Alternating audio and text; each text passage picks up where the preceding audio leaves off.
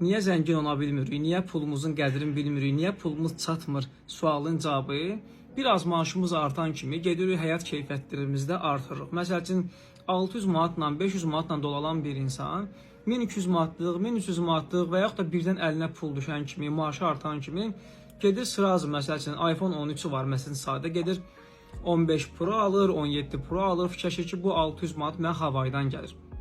Bir, o pul sənin öz elə bil ki qazandığın, zəhmətin, vaxtının dəyərində verilir. İkincisi, həyat şərtlərini artırma. Çünki hələ sən o sahədə, o leveldə, o səviyyədə yenisən.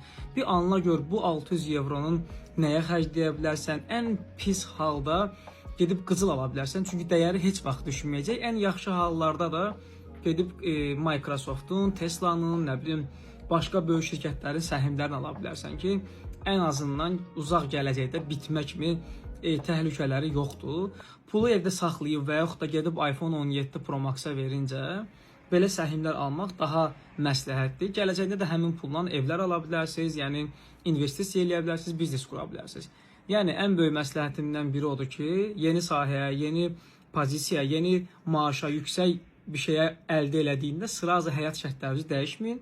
Gözləyin görün o səviyyədə vəziyyət necədir? Məsəl üçün baxırsan ki, Azərbaycanda biraz əlinə pul düşən kimi, məsəl üçün gedib Opel'in satdı, bir dənə Kia axırıncı model, nə bilim başqa bir dənə maşın aldı. O adamın ona ehtiyacı yoxdur. O adamın dərsi işə gedib gəlməkdən ötürü o maşın kifayət eləyirdi. Baxırsan ki, sonra o maşına bir şey olanda gedir Opel sürən uşaqlardan, nə bilim bir dənə köhnə Mercedes sürən uşaqlardan borc istəyir. O duruma düşməməkdən ötürü maaşınız, işiniz artanda biraz səbirli olun. Hələlik.